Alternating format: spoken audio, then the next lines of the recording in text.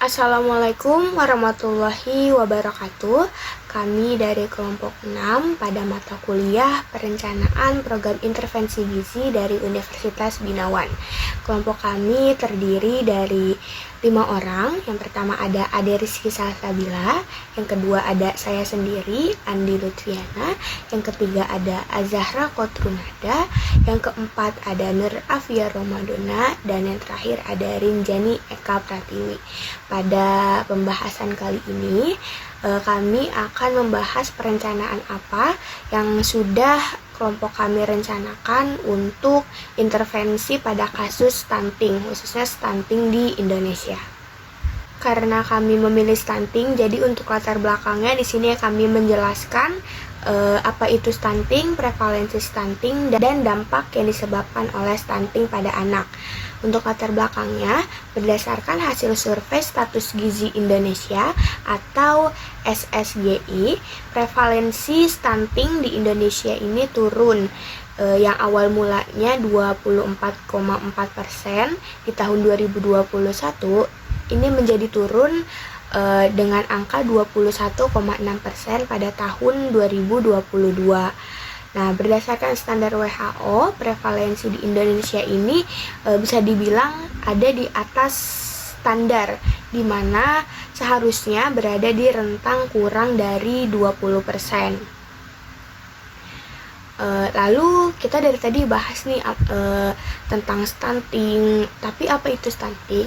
Nah, stunting sendiri merupakan kondisi di mana anak atau sang anak memiliki tinggi badan atau panjang badan yang tidak sesuai atau kurang jika dibandingkan dengan teman usianya. Misalnya, anak A berusia 5 tahun, anak B berusia 5 tahun.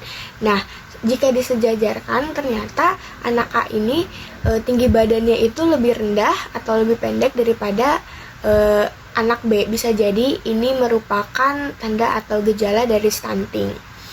Nah, lalu juga stunting ini merupakan dampak dari berbagai faktor. Dampak dari faktor stunting ini yaitu berat lahir yang rendah, lalu stimulasi dan pengasuhan anak yang kurang tepat. Di mana jika pengasuhan anak kurang tepat ini ataupun pengetahuan sang ibu kurang, itu asupan nutrisi yang diberikan kepada anak itu juga kurang, karena sang ibu tidak mengerti asupan nutrisi yang seharusnya dikasih kepada sang anak. Lalu bisa menyebabkan. Selanjutnya ada planning program yang pertama. Planning program yang pertama itu yaitu program pendidikan ibu dan penanggulangan pada kejadian stunting, dengan sasaran ada ibu hamil, ibu menyusui, dan ibu dengan balita. Media yang akan digunakan itu ada presentasi menggunakan PowerPoint, lalu video, dan akan dibagikan buklet. Tujuan dari program pertama ini yaitu program pendidikan ibu dan penanggulangan pada kejadian stunting itu untuk meningkatkan pengetahuan ibu terkait pentingnya asupan saat kehamilan dan setelah kehamilan. Lalu juga mengupayakan keterkaitan asupan ibu serta asupan anak terhadap bahaya kejadian stunting pada anak. Selanjutnya ada planning program yang kedua atau perencanaan program yang kedua. Programnya itu program konseling mengenai gizi terkait ASI dan MPASI atau makanan pendamping ASI, dengan sasaran yaitu ibu hamil, ibu menyusui, dan ibu dengan balita. Media yang akan digunakan yaitu ada video edukasi, lalu juga ada buklet yang akan dibagikan kepada sasaran seperti ibu hamil, ibu menyusui, dan ibu dengan balita. Lalu juga akan ada alat peraga yang nanti akan ditunjukkan kepada para sasaran. Tujuan dari program ini yaitu untuk meningkatkan pengetahuan ibu dengan sasaran ibu hamil, ibu menyusui, dan ibu dengan balita secara individual dan kekeluargaan, serta diharapkan menyelesaikan permasalahan ASI dan MPASI atau makanan pendamping air susu ibu pada anak-anaknya. Selanjutnya yaitu program ketiga. Program ketiga ini berjudul Program Kebun Gizi di Rumah dan Diversifikasi Pangan dengan media PPT, video, dan demonstrasi.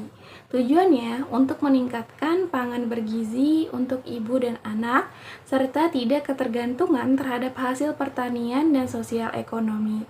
Program ini kami buat sebagai bentuk peningkatan konsumsi pangan lokal dengan hasil jeripaya sendiri. Untuk diversifikasi pangan bisa diartikan sebagai upaya untuk mendorong masyarakat agar memvariasikan makanan pokok yang dikonsumsinya sehingga tidak terfokus pada satu jenis saja. Program dilakukan ini menjadi wadah bagi masyarakat sekitar untuk memulai membudidayakan pola hidup sehat dengan menanam dan memetik sumber bahan pangan sendiri. Contohnya dengan menanam kacang merah, sayuran hijau seperti bayam, selada, ataupun jenis sayuran hijau lainnya, atau juga bisa dengan bayam merah ataupun terong. Selanjutnya, kebun gizi ini bisa diterapkan dengan cara hidroponik sehingga bisa memanfaatkan lahan kosong ataupun lahan yang sempit. Cara ini juga bisa dimanfaatkan apabila masyarakat yang tinggal di rumah kontrakan ataupun rumah yang minim akan lahan, sehingga masyarakat bisa mendapatkan sayuran tanpa harus khawatir karena akses yang tidak memadai. Dengan dibentuknya program ini, peran masyarakat juga membantu ibu hamil untuk terhindar dari kondisi stunting, dikarenakan banyak faktor yang mempengaruhi sumber bahan pangan bagi kelompok ekonomi ke bawah yang berpengaruh pada asupan ibu hamil yang menjadi rendah dan berdampak pada janinnya. Program ini juga diupayakan bisa terlaksana dengan baik dan sesuai dengan target yang ditetapkan. Selanjutnya yaitu di sini ada program keempat yang berjudul Program Modifikasi Pangan. Untuk modifikasi pangan sendiri mempunyai definisi yaitu cara merubah bentuk dan rasa makanan khas daerah dari yang kurang menarik menjadi lebih menarik tanpa menghilangkan bentuk dan rasa aslinya, serta menampilkan bentuk yang lebih bagus dari aslinya. Untuk program modifikasi pangan tersebut berisi sasaran, media, dan tujuan. Yang pertama di sini ada sasaran. Untuk sasaran tersendiri yaitu untuk ibu yang sedang menyusui dan ibu balita. Lalu ada media, dan untuk media tersendiri menggunakan media berupa demonstrasi masak dan workshop. Dan yang terakhir di sini ada tujuan. Dan untuk tujuan sendiri ini berisi meningkatkan keterampilan ibu dalam memasak brownies kuat kacang merah. Hal ini berkaitan dengan program kebun gizi dan diversifikasi pangan sebagai hasil kebun yang mudah didapat dan murah sehingga menjadi alternatif dalam pencegahan stunting. Hal ini dilakukan juga agar para ibu menyusui dan ibu balita bisa membuat brownies khas resep modifikasi di rumah untuk mencegah adanya stunting. Selanjutnya ada kesimpulan perencanaan program intervensi. Perencanaan program intervensi itu program yang kami rencanakan ini dibuat agar terdapat keterkaitan satu sama lain sehingga pencegahan stunting dapat terpenuhi dengan baik dan berjalan dengan lancar. Program yang kami rencanakan ini menjadi salah satu alternatif yang bisa digunakan pada penelitian dan penyuluhan yang diharapkan pada kasus stunting di negara kita baru bisa terselesaikan, atau prevalensi stunting di suatu daerah kita bisa turun dengan baik dari tahun sebelumnya.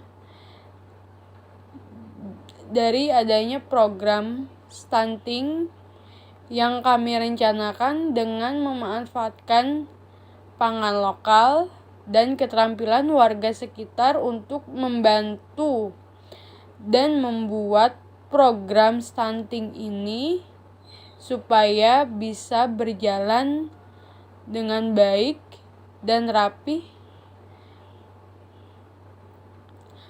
Kurang lebihnya dari kelompok kami, bila ada kata yang salah dan perbuatan yang salah, mohon maaf. Assalamualaikum warahmatullahi wabarakatuh.